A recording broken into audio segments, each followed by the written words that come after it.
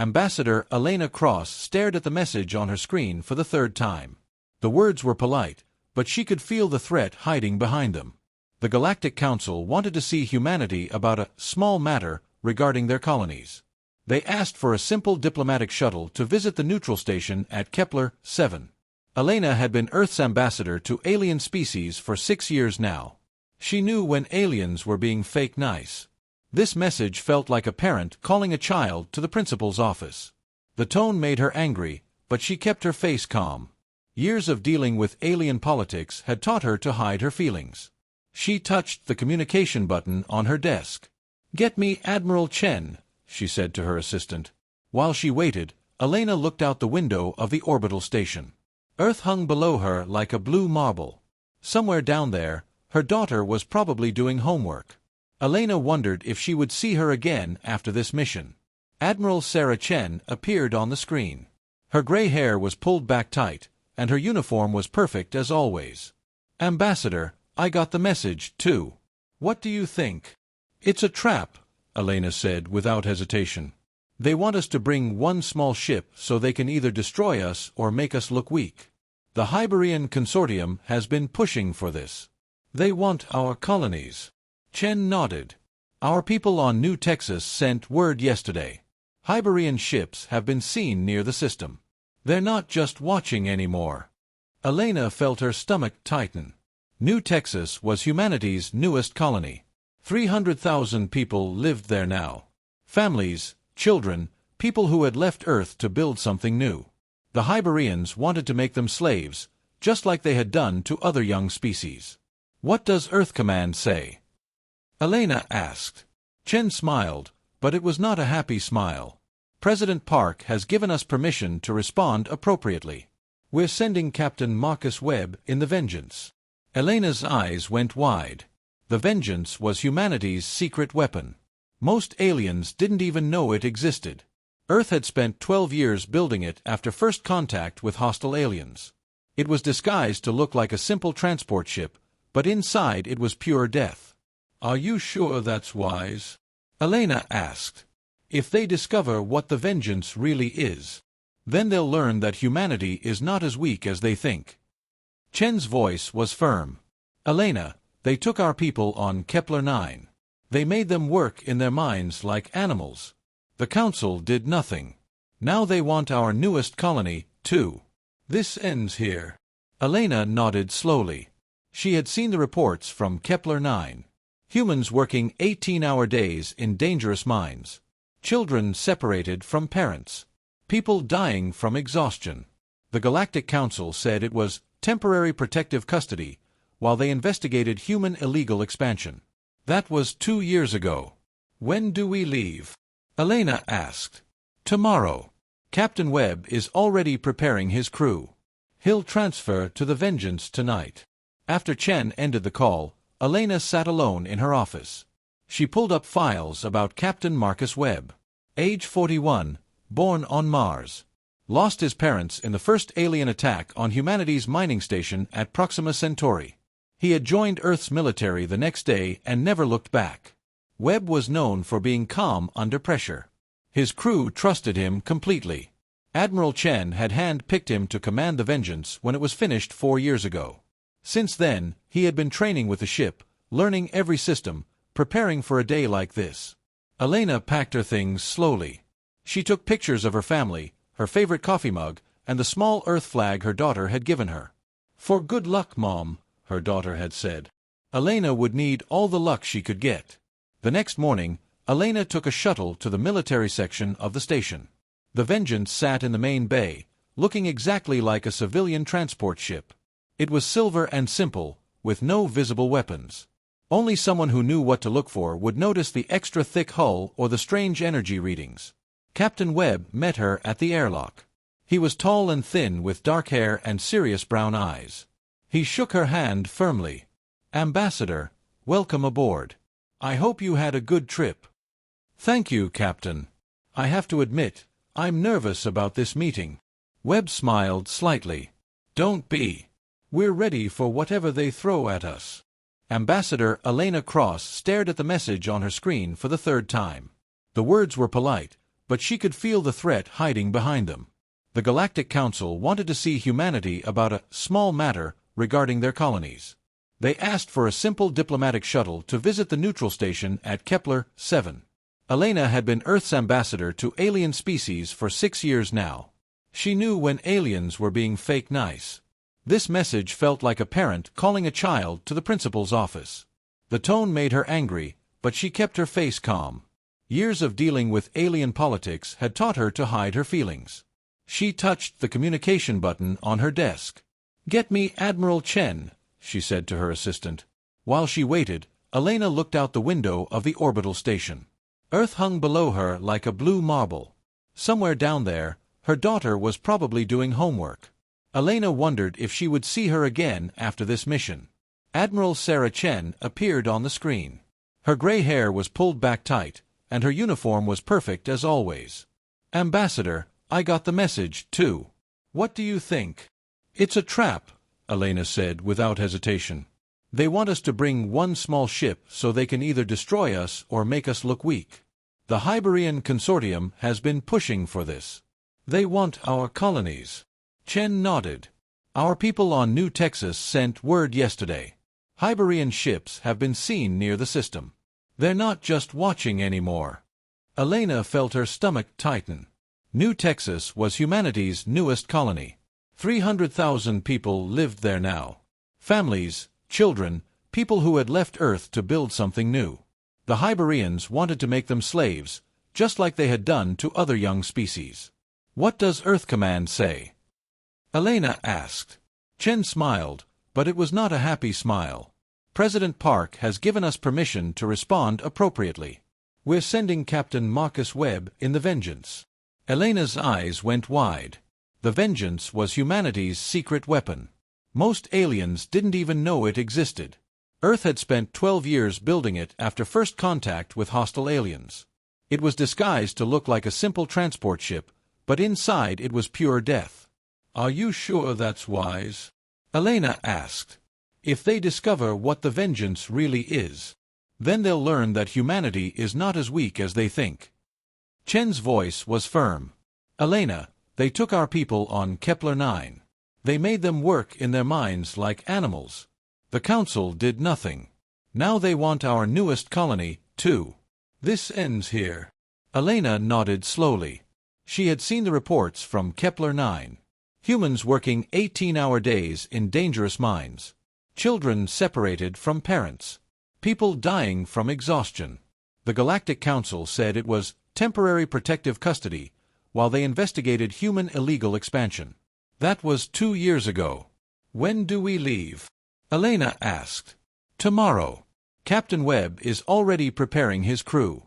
He'll transfer to the Vengeance tonight." After Chen ended the call, Elena sat alone in her office. She pulled up files about Captain Marcus Webb. Age 41, born on Mars. Lost his parents in the first alien attack on humanity's mining station at Proxima Centauri. He had joined Earth's military the next day and never looked back. Webb was known for being calm under pressure. His crew trusted him completely. Admiral Chen had hand-picked him to command the Vengeance when it was finished 4 years ago. Since then, he had been training with the ship, learning every system, preparing for a day like this. Elena packed her things slowly. She took pictures of her family, her favorite coffee mug, and the small Earth flag her daughter had given her. "For good luck, Mom," her daughter had said. Elena would need all the luck she could get. The next morning, Elena took a shuttle to the military section of the station. The Vengeance sat in the main bay, looking exactly like a civilian transport ship. It was silver and simple, with no visible weapons. Only someone who knew what to look for would notice the extra thick hull or the strange energy readings. Captain Webb met her at the airlock. He was tall and thin with dark hair and serious brown eyes. He shook her hand firmly. "Ambassador, welcome aboard. I hope you had a good trip." "Thank you, Captain. I have to admit, I'm nervous about this meeting." Webb smiled slightly. "Don't be. We're ready for whatever they throw at us." Captain Marcus Webb watched the sensor readings as they approached Kepler 7 station. The massive structure hung in space like a metal city, its lights twinkling against the dark background of stars. But Webb was more interested in what his sensors were telling him about the ships nearby. "Sir, I'm reading 14 Hyberian warships," reported Lieutenant Commander Sarah Park from the sensor station. "They're trying to hide behind the station's sensor shadow, but our new scanners can see them clearly." Webb nodded grimly. "Any others?" "Scanning now, sir. I'm picking up energy signatures from at least 22 more ships spread throughout the system. They're powered down to minimal levels, but they're definitely there." Ambassador Elena Cross stood beside Webb's command chair, her diplomatic bag in her hand. She looked pale but determined. 36 ships against 1, she said quietly. "They really want to make sure we cooperate." "Let them think they have the advantage," Webb replied. "How's our disguise holding up?" Chief Engineer Rodriguez answered from his station. "Holographic projectors are working perfectly, sir. To their sensors, we look exactly like a civilian transport. Hull thickness appears normal. No weapons visible. Engine output matches civilian specifications." Webb smiled coldly. The Vengeance was humanity's greatest achievement in military technology. 2 kilometers long and armed with weapons that could crack a moon. But right now, it looked like a simple transport ship barely 200 meters in length. The holographic system was just one of many surprises his ship carried. "Sir, we're being hailed by the station," announced Communications Officer Williams. "Put them through." The main screen flickered to life, showing a tall alien with blue skin and 4 arms. Counselor Vexer was known throughout the galaxy as someone who could be bought. His expensive robes and jewelry showed how well the Hyberians had been paying him. "Ah, the humans have arrived," Vexer said with fake friendliness. "Welcome to Kepler 7 Station. Please dock at Bay 94. We are eager to begin our discussions." "Thank you, Counselor," Elena replied smoothly. "We look forward to resolving this matter quickly and peacefully." Webb cut the communication. "Bay 94 is isolated from the rest of the station," he told Elena. "Easy to cut off if they want to take you prisoner." "I know," Elena said. "But we have to play their game for now." The Vengeance moved slowly toward the docking bay, maintaining its disguise. Webb watched the tactical display as more enemy ships moved into position. They were surrounding the station now, cutting off all escape routes. Or so they thought. "Sir, should I power up weapons?" asked Tactical Officer Grant. "Not yet. Let's see how far they want to push this." Elena gathered her things and headed toward the airlock. "Remember, Captain, I need at least 30 minutes to get information about our people. The Hyberians have been moving prisoners from several captured human colonies. I need to know where they are." "You'll have your 30 minutes," Webb promised. "And if they try anything stupid, you'll have a lot more than that." Elena transferred to the station through a sealed docking tube. Webb watched her go, then turned to his crew. "All right, people. The ambassador is on her own now. Let's make sure she has support when she needs it." The bridge became busy as the crew prepared for action. Weapon systems came online behind false panels. Shield generators powered up slowly to avoid detection. The ship's massive engines were ready to provide full power at a moment's notice. On the station, Elena was escorted through clean hallways to a conference room. The room was large and impressive, with a curved table and seats for dozens of delegates. But only 3 aliens waited for her: Counselor Vexer, Admiral Ctharn of the Hyberian Consortium, and a thin alien she didn't recognize. "Ambassador Cross," Vexer began as she sat down, "we have called this meeting to discuss humanity's continued expansion into disputed space." Elena kept her voice calm. "I wasn't aware that any of our colonies were in disputed space. We filed all proper claims with the Galactic Council." Admiral Ctharn leaned forward. He was a massive alien with thick armor plating instead of skin and eyes like black holes. "Your claims are meaningless. The space you have taken belongs to the Hyberian Consortium by right of discovery. Discovery rights are void if no colony ship is sent within 50 years, Elena countered. "Galactic law is quite clear on this." The thin alien spoke for the first time. "Laws change, human. The Council has voted to extend discovery rights to 200 years. Your colonies are now illegal." Elena felt her heart sink. It was a setup from the beginning. They had changed the laws just to steal humanity's worlds. When was this vote taken? Yesterday, Vexa said with a nasty smile. The decision is final. Your people have 30 days to evacuate all colonies, or they will be placed under Hyberian protection. Elena knew what protection meant. Slavery, pure and simple. Humans would work in alien mines and factories until they died. Children would be taken from their parents and raised as workers. It was what had happened to 6 other young species in the past 50 years. And if we refuse? She asked. Admiral Ktharnes' smile showed too many teeth. Then we will remove your people by force. Starting with the ship that brought you here. Elena activated her communication device. Captain Webb, are you receiving this?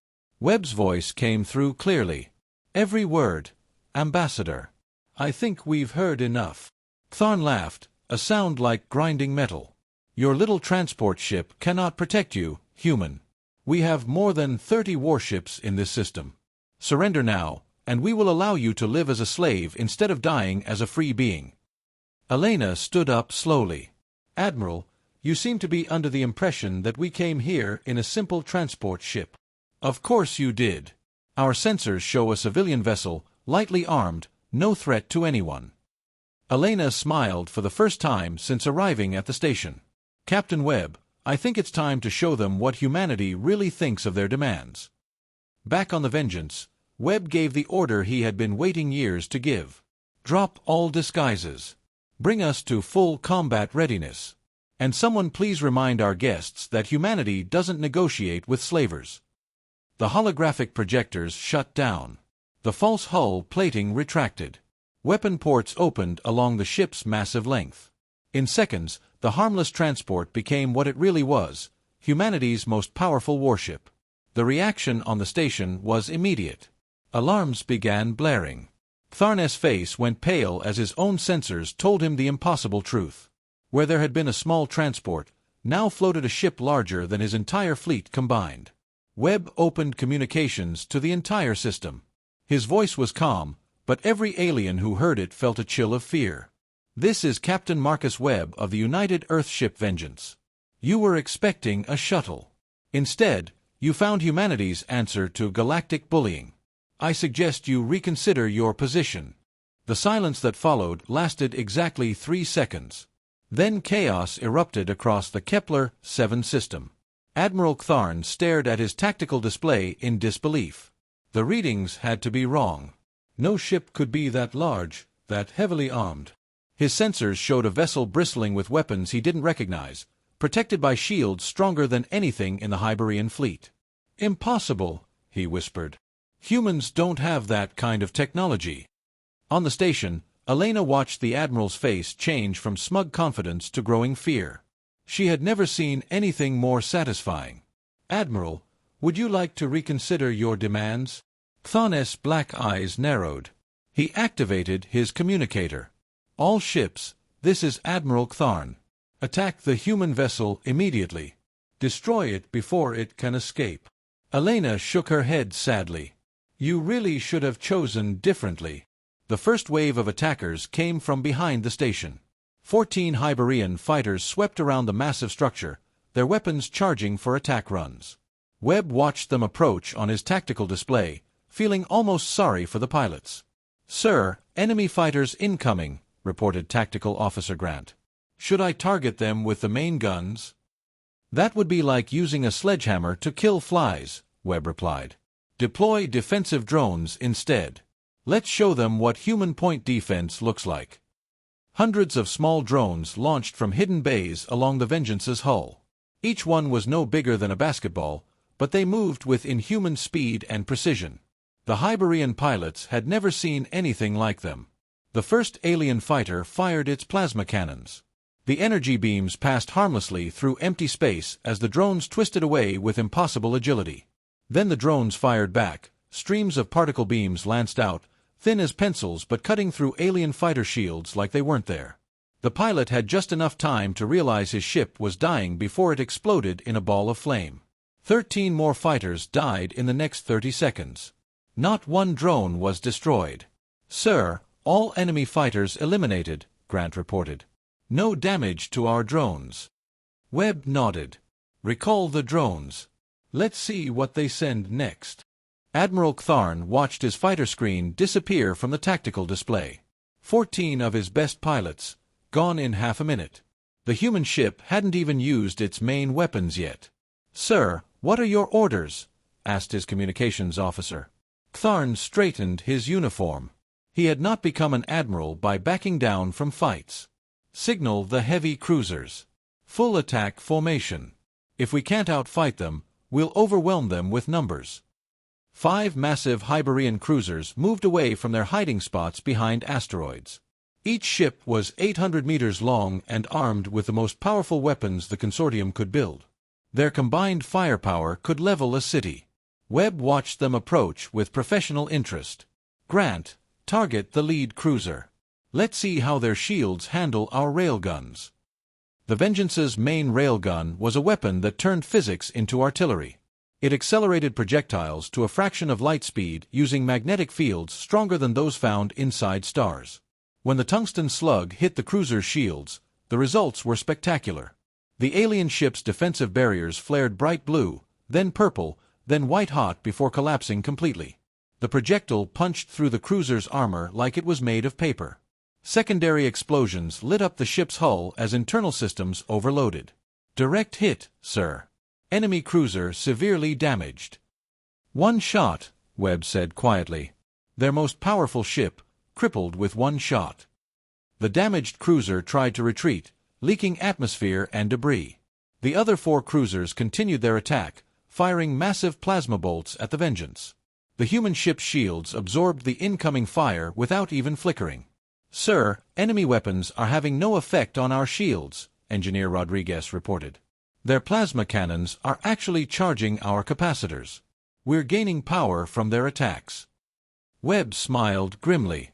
Human shield technology was based on a simple principle: turn enemy attacks into useful energy. The harder they hit, the stronger the Vengeance became. "Return fire. All forward batteries." The Vengeance's response was devastating. 6 railgun slugs and a dozen antimatter torpedoes streaked toward the enemy cruisers. The aliens tried to dodge, but their ships were too slow and too big. 3 cruisers exploded instantly when the antimatter warheads found their targets. The 4th lost its entire forward section to a railgun hit.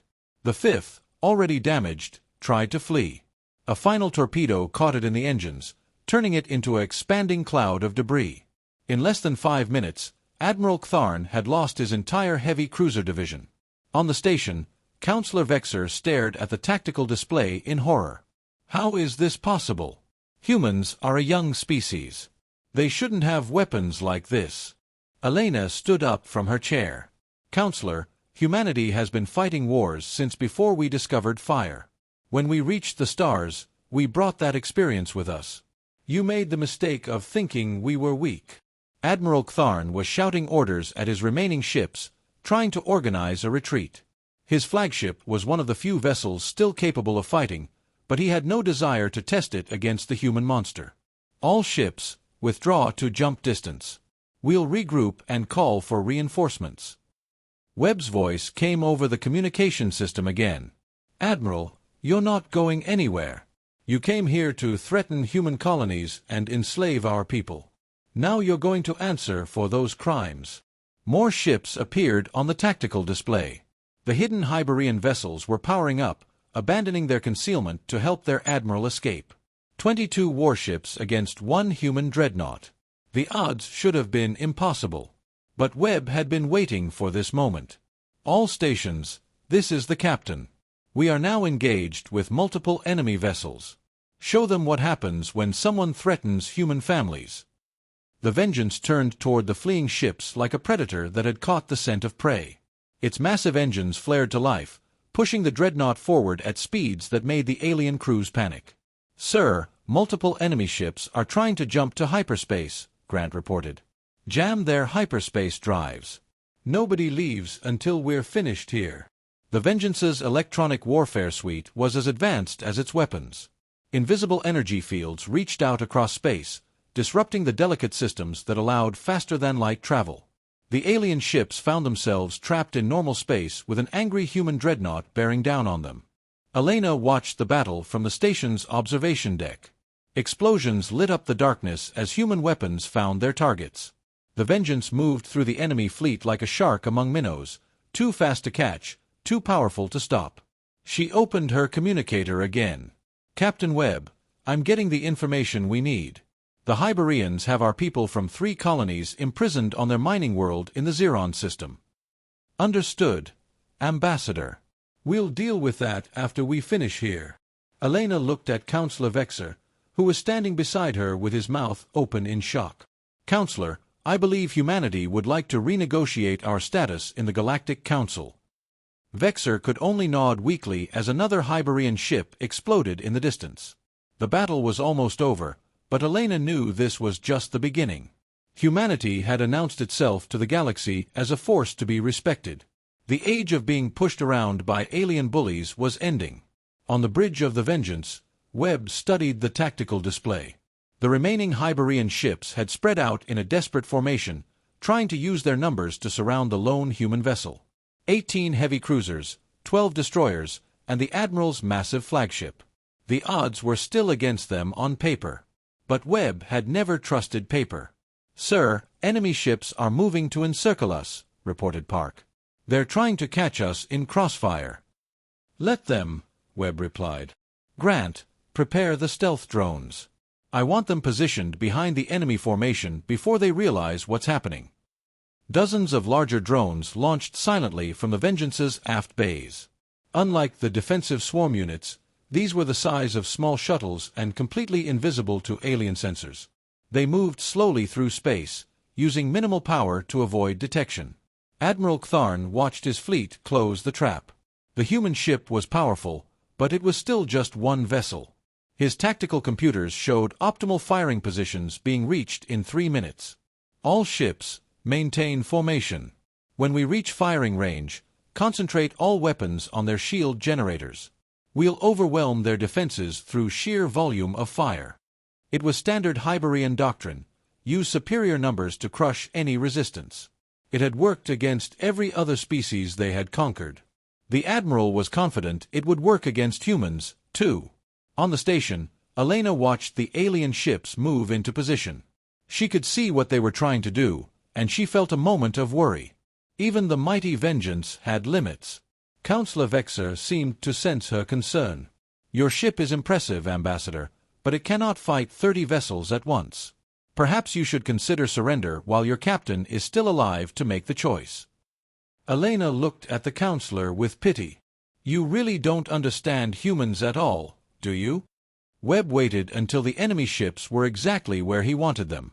The alien formation was perfect for their tactics, but terrible for what was about to happen to them. "All drones in position, sir," Grant reported. "Awaiting your orders." "Execute Plan Custer." The stealth drones activated simultaneously. Energy weapons lanced out from behind the Hyborian formation, striking the alien ship's engines and weapon systems. The aliens had been so focused on the Vengeance that they never thought to watch their rear. 6 destroyers lost power immediately, drifting helplessly as their crews tried to restart damaged engines. 3 cruisers found their main guns offline, sparking and useless. The surprise attack had crippled nearly a third of the enemy fleet before they could react. Enemy vessels taking damage from unknown sources. Admiral Ktharn's tactical officer reported, "Sir, I'm reading weapons fire from our rear quarter, but sensors show nothing there." "Impossible. Scan again." While the aliens struggled to understand what was happening, Webb ordered the Vengeance forward at full attack speed. The massive dreadnought accelerated directly toward the center of the enemy formation, its weapons charging for maximum effect. "Sir, are we really charging straight at them?" asked Lieutenant Park. "Best place to be when you're outnumbered," Webb replied calmly. "In the middle of their formation, where they can't all shoot at you without hitting each other." It was a maneuver that violated every rule of space combat. Ships were supposed to maintain distance and fight with long-range weapons. What Webb was doing should have been suicide. Instead, it was brilliant. The Vengeance plunged into the heart of the alien formation like a spear through cloth. Enemy ships scattered in all directions, trying to avoid collision with the human dreadnought. Their careful formation collapsed into chaos as captains chose individual survival over group tactics. Webb used their confusion ruthlessly. The Vengeance's weapons fired continuously as it passed through the enemy fleet. Railguns punched through hull armor. Antimatter torpedoes turned proud warships into expanding clouds of gas. Energy weapons sliced through alien vessels like invisible swords. Direct hit on enemy flagship, Grant reported. Their forward shields are down. Target their bridge. Admiral Ctharn felt his ship shudder as human weapons found their mark. Warning alarms filled the bridge as systems failed one by one. Through the smoke and sparks, he watched the human ship emerge from his formation like a nightmare made real. Half his fleet was gone. The survivors were scattered and confused, many of them damaged and unable to fight effectively. The humans had turned his numerical advantage into a liability. "Sir, the human ship is coming around for another pass," his tactical officer reported. Ctharn looked at his display and felt something he had never experienced before in battle. Fear. Not fear of death, but fear of complete failure. The humans had made his entire fleet look like amateurs. All ships, retreat to maximum range. Reform at jump point 7. But the stealth drones were still active, still hunting. As the alien ships tried to retreat, invisible predators struck again and again. More vessels lost power or weapons. Some simply exploded as drone attacks found critical systems. Elena watched the battle with growing amazement. She had known the Vengeance was powerful, but this was artistry. Captain Webb wasn't just defeating the enemy fleet, he was destroying it with style and precision. "How is this possible?" Vexer whispered. "One ship against 30. The mathematics are impossible." "You're thinking like an alien," Elena replied. "Humans don't fight fair. We fight to win." The remaining Hyberian ships were running now, all thoughts of victory abandoned. But Webb wasn't finished with them yet. He opened communications to the entire system, his voice carrying clearly to every alien crew. "Admiral Ctharn, this is Captain Webb. You came here to enslave human families. You threatened our colonies and our people. Now you're learning the price of that mistake." The Vengeance continued its pursuit, picking off stragglers with methodical precision. Each shot was perfectly placed, each attack calculated for maximum effect. The alien crews began to understand that they weren't just being defeated. They were being hunted. "Sir, we could let some of them escape," Grant suggested quietly. "Send a message to the rest of the Hyberian consortium." Webb considered this. "No. They came here to destroy us completely. We'll return the favor. No mercy for slavers." The battle continued for another hour, but the outcome was never in doubt. When the last Hyberian ship exploded in a ball of flame, the Kepler-7 system belonged to humanity. Elena returned to the conference room where the 3 alien representatives waited. They looked very different now. The arrogance was gone, replaced by fear and shock. "Gentlemen," she said formally, "I believe we were discussing humanity's status in the galaxy. Would you like to reconsider your position?" Counselor Vexer's hands shook as he activated his communicator. Emergency session of the Galactic Council. Priority 1. The humans. The humans are not what we thought they were. Elena smiled. "No, Counselor. We're exactly what we've always been. You just weren't paying attention." On the Vengeance's bridge, Captain Webb looked at the debris field that had once been a Hyberian fleet. His crew was already scanning for survivors, following human military tradition of helping the defeated. "Sir, incoming transmission from Earth Command," Williams reported. Admiral Chen appeared on the screen, and Webb could see the satisfaction in her eyes. "Well done, Captain. I trust the negotiations went well."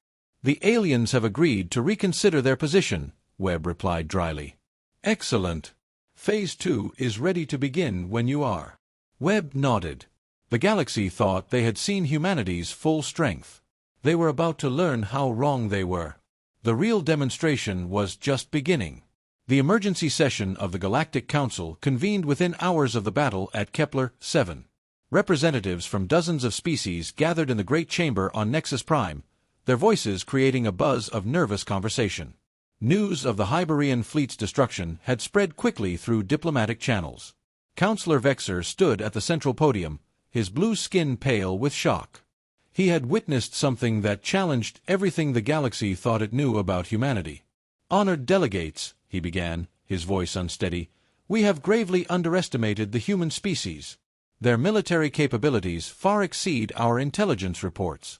A single human vessel destroyed an entire Hyberian battle fleet." Murmurs of disbelief rippled through the chamber.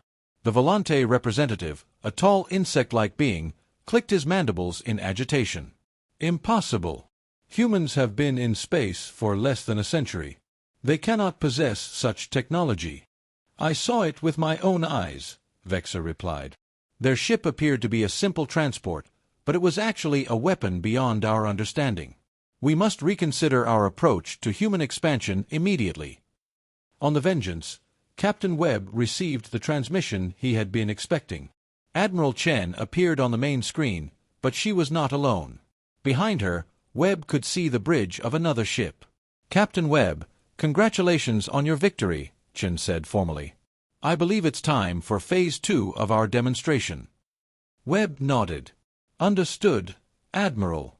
Are the other ships in position?" "All vessels report ready. You may begin when the moment is right." Elena stood beside Webb on the bridge, having returned from the station after her successful intelligence gathering. She had learned the locations of 3 human prison colonies and confirmed that the Galactic Council had been taking bribes from the Hyberians for years.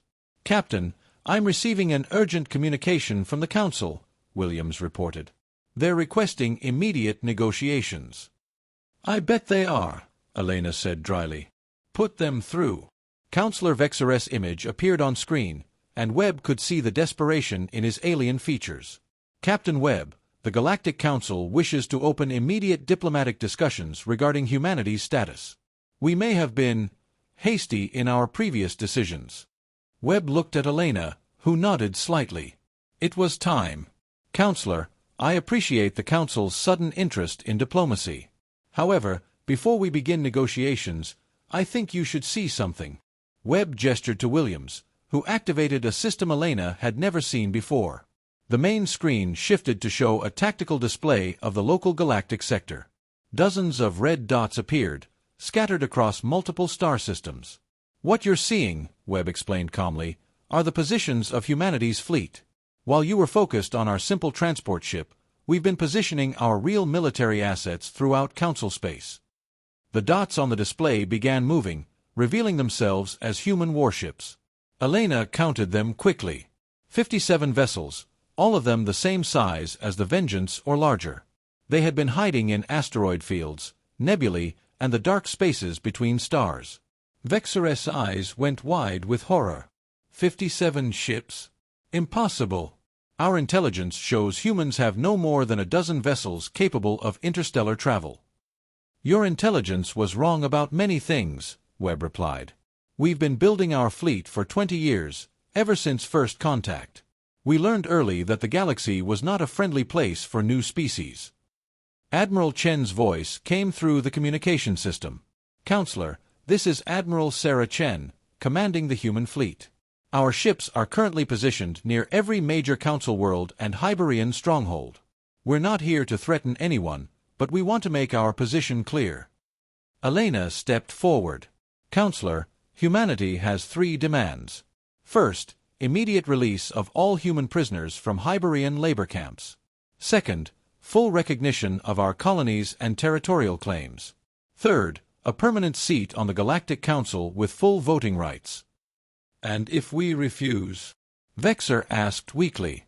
Webb's smile was cold as winter on Mars. "Then you'll discover that humans are very good at problem-solving. Usually by removing the problem entirely." The tactical display updated again, showing human ships moving into attack positions around key worlds. The message was clear. Humanity was no longer asking for recognition. They were demanding it. On Nexus Prime, the Council chamber erupted in panicked discussions. The Hyberian representative, a hulking creature with armored skin, stood up angrily. "This is extortion. The Council cannot bow to human threats." "Can't we?" asked the Alteran delegate, a small furry being known for pragmatism. They just destroyed our strongest military ally with one ship. They have 57 more. I suggest we listen to their terms. Elena received a private communication from Captain Webb. Ambassador, we're getting reports from our stealth ships.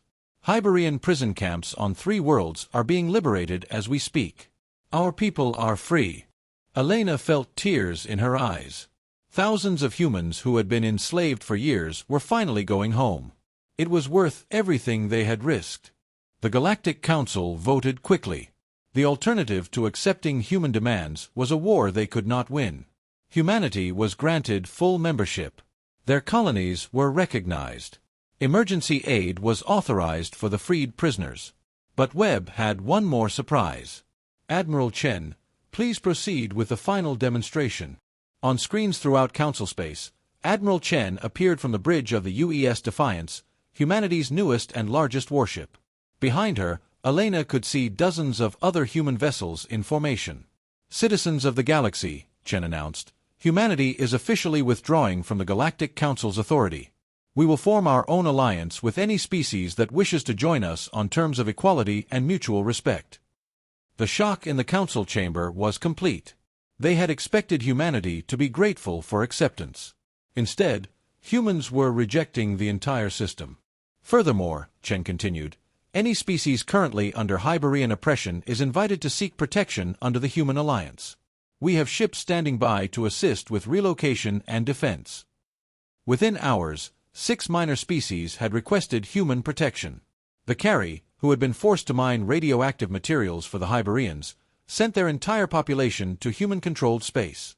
The Zephyrians, whose homeworld had been strip-mined, begged for passage to human colonies where they could start over. Elena watched it all from the Vengeance's bridge as they prepared to return to Earth. The galaxy had changed forever in the space of a single day. Humanity was no longer a junior species begging for scraps.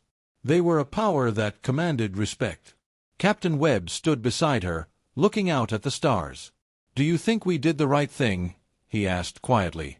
Elena thought about her daughter back on Earth, about the human families who were now free, about the alien species who would no longer live in fear of the Hyberians. "We did what we had to do," she replied. "We protected our own and helped those who couldn't help themselves. That's what humans do." Webb nodded. The galaxy wanted to see what humanity was capable of. Now they know. As the Vengeance jumped to hyperspace, heading home to Earth, Elena composed a report to the President. It would be a short message.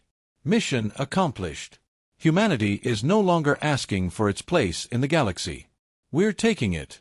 The age of human expansion had begun in earnest, and the galaxy would never be the same. Behind them on Kepler 7 station, Counselor Vexer stared out at the debris field where a Hyberian fleet had once floated. He was already composing his own report, warning his government that the balance of power in the galaxy had shifted permanently. The humans had expected a diplomatic meeting. The galaxy had expected a simple shuttle carrying frightened negotiators. Instead, they had all learned that humanity's greatest weapon was not their ships or their technology. It was their refusal to accept defeat, their willingness to fight for what they believed in, and their absolute commitment to protecting their own. The galaxy had underestimated them. They would not make that mistake again. The emergency session of the Galactic Council had barely concluded when Admiral Chen's announcement sent shockwaves through every diplomatic channel in known space. Humanity was not asking for a seat at the table. They were building their own table. On the Vengeance's bridge, Captain Webb watched the tactical display as human ships repositioned across the sector. 57 warships, each one a sovereign statement of human intent.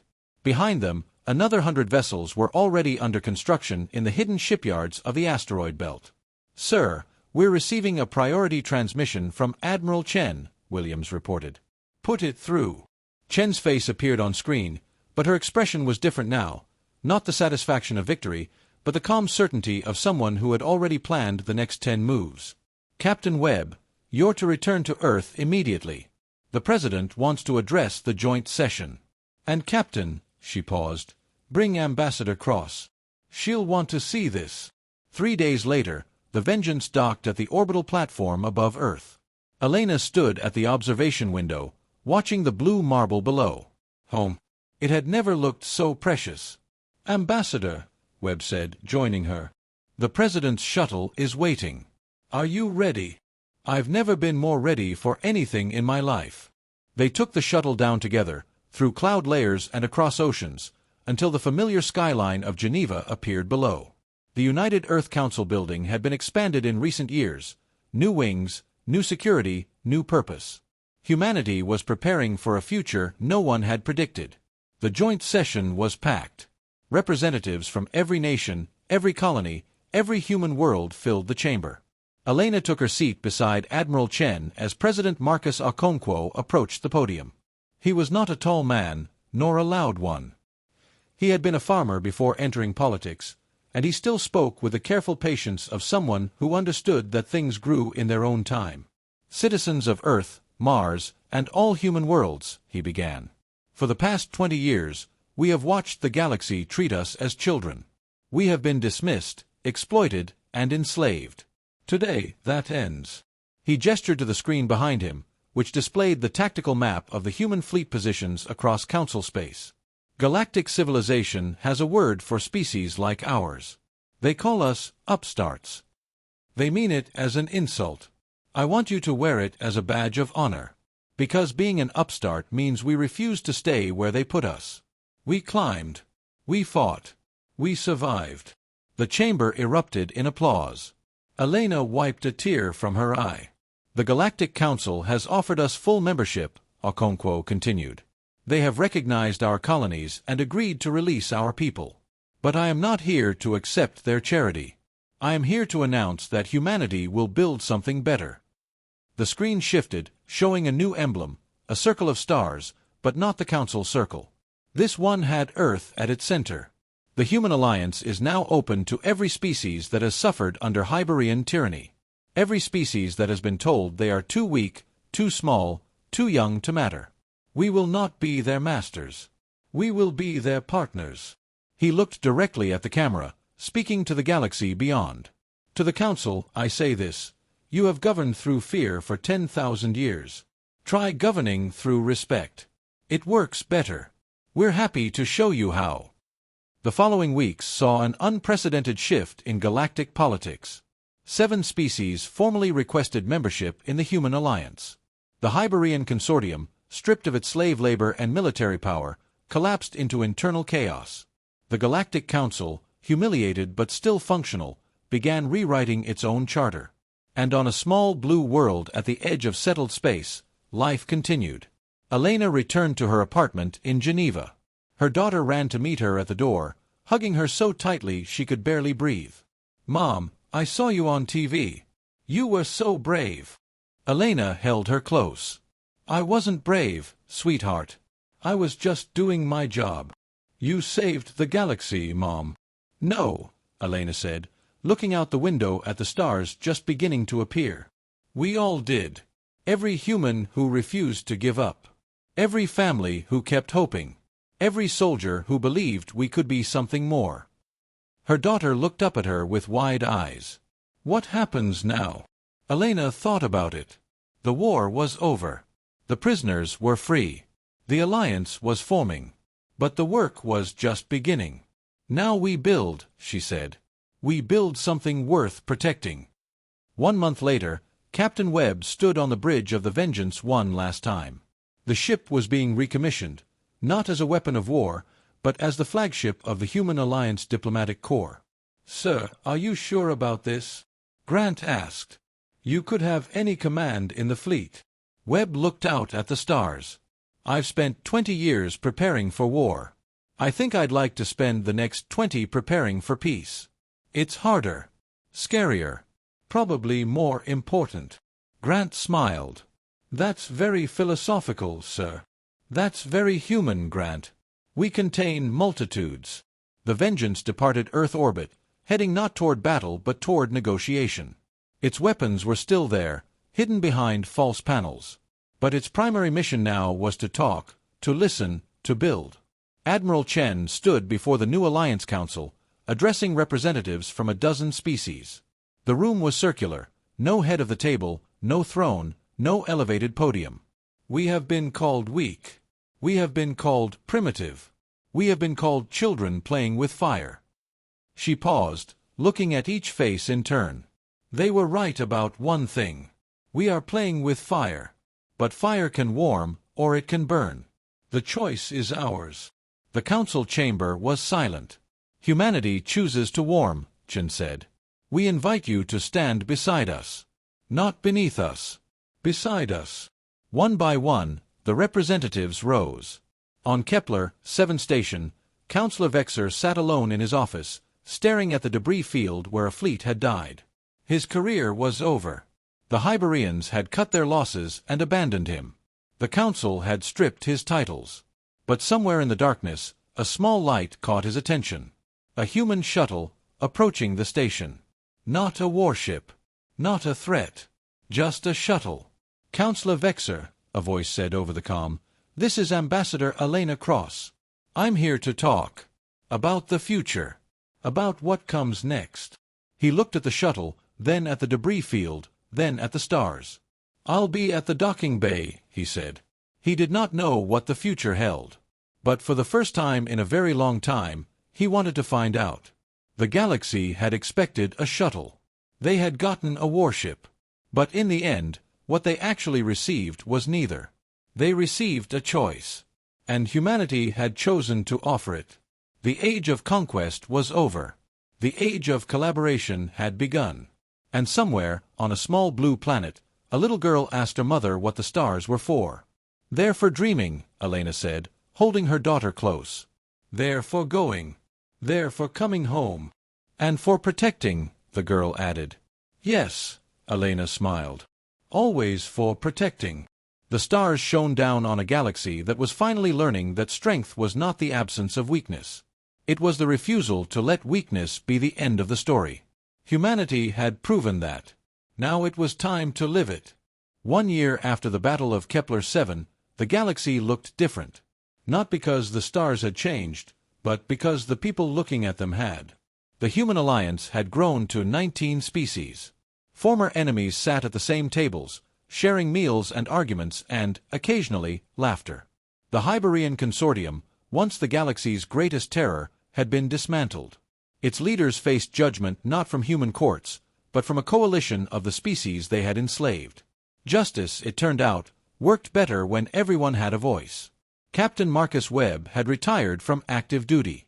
He had taken a position at the New Alliance Academy, teaching the next generation of officers not how to fight, but how to avoid fighting. His students called him the Old Man. He was 42. I'm not old, he told them. I'm experienced. You've been in space for 20 years, sir. That's older than most of us. Webb laughed. Fair point. Now shut up and listen. Today's lesson, how to win a war without firing a shot. The cadets leaned forward. That was the kind of lesson they wanted to hear. Ambassador Elena Cross had been offered every position imaginable. Ambassador to the Alliance. Representative to the new Galactic Assembly. Secretary General of something called the Interstellar Ethics Committee, which she suspected existed mainly to give her a title with Secretary General in it. She turned them all down. Instead, she went home. Her daughter was 12 now, tall and sharp-tongued and absolutely certain that she knew more about the galaxy than her mother did. So, Mom, the girl said one evening, are you famous? I'm not famous. I'm just someone who did her job. That's what famous people always say. Elena laughed. Maybe famous people say that because it's true. Her daughter considered this. Dad says you saved the galaxy. Dad exaggerates. I helped. Lots of people helped. But you were the one on the station. You were the one who faced the council. You were the one who didn't run. Elena looked out the window at the stars. I was scared the whole time. That's what makes it brave, Mom. Doing it anyway. Elena pulled her daughter close. When did you get so wise? I learned it from you. Admiral Sarah Chen stood at the podium of the New Alliance Council chamber. Behind her, the emblem of the Alliance glowed softly, a circle of stars with Earth at its center, but the circle was open, inviting others to join. 1 year ago, she said, we stood at the edge of extinction. The Hyberian Consortium had 36 ships aimed at our people. We had one ship. One chance. The chamber was silent. We won. Not because we were stronger. Not because we were smarter. We won because we refused to lose. Because when the galaxy told us to kneel, we chose to stand. She looked at the representatives from 19 species, many of whom had once been enemies. Today, I am proud to announce that the Hyberian labor camps are empty. Every human prisoner has been freed. Every family has been reunited. And every species that suffered under Hyberian rule has been offered a place in our alliance. The room erupted in applause. But our work is not done, Chen continued. There are still species who live in fear. There are still empires that rule through force. There are still children who go to sleep wondering if tomorrow will be their last day of freedom. She paused. Humanity did not survive Earth by being the strongest. We survived by being the most stubborn. By refusing to accept that our fate was written for us. By believing that tomorrow could be better than today, and then working to make it so. She stepped back from the podium. Now let us do the same for the galaxy. That evening, Captain Webb sat on the observation deck of the Vengeance, now a museum ship, preserved for future generations to see what humanity had built when its back was against the wall. Elena found him there, staring at the stars. "You're thinking about the battle," she said. "I'm thinking about how close we came to losing." "But we didn't." "No, we didn't." He turned to face her. "Do you ever wonder what would have happened if the Council had just listened? If they had treated us as equals instead of threats?" Elena sat beside him. "Every day. But that's not the galaxy we live in. The galaxy we live in is one where a species of stubborn, fragile, caffeine-addicted primates looked at an empire and said, 'No.' And then built something better." "And then built something better," she agreed. They sat in silence, watching the stars. "Marcus," Elena said finally, "do you have any regrets?" Webb thought about it. 20 years of service. Battles won. Lives lost. A career built on violence, now dedicated to peace. "I regret every life that was taken. Every family that lost someone. Every child who grew up without a parent." He paused. "But I don't regret fighting. I don't regret winning. And I don't regret what came after." "What came after?" He smiled. "Everything we hoped for. And a few things we didn't. That's the best kind of ending." The last scene takes place on Earth, in a small apartment in Geneva. Elena's daughter is doing homework at the kitchen table. The news is on in the background. Coverage of the Alliance Council session, of Admiral Chen's speech, of the 19 flags flying together for the first time. "Mom," the girl says, "are we safe now?" Elena sits beside her. "Safer than we were. But safety isn't something you achieve once and keep forever. It's something you build every day." "That sounds exhausting." "It is. But it's worth it." Her daughter looks at the screen, at the flags, at the representatives from a dozen worlds standing together. "Mom, I want to be like you. I want to help." Elena hugs her. "You already are. Every day you choose to be kind, to stand up for what's right, to refuse to give up, you're helping. That's what humans do. That's what the Alliance does. Even when it's hard. Especially when it's hard." Her daughter nods, turns back to her homework, and begins to write. Outside, the stars are coming out. The same stars that witnessed the Battle of Kepler 7, the liberation of the camps, the formation of the Alliance. The same stars that have watched humanity stumble and rise and stumble again, always getting back up. The galaxy had expected a shuttle. They had gotten a warship. But in the end, what they actually received was neither. They received a choice. And humanity had chosen to offer it. The age of conquest was over. The age of collaboration had begun. And somewhere on a small blue planet, a little girl finished her homework and went to bed, dreaming of the stars and the future she would help build. The galaxy was not safe. It would never be safe. But it was better. It was freer. It was, for the first time in 10,000 years, learning that strength was not the absence of weakness. It was the refusal to let weakness be the end of the story. Humanity had proven that. Now it was time to live it. The stars shone down on a galaxy that was finally, imperfectly, beautifully, learning to stand together.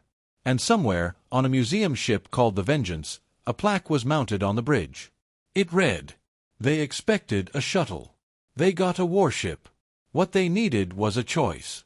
We gave them one. Captain Marcus Webb, UES Vengeance."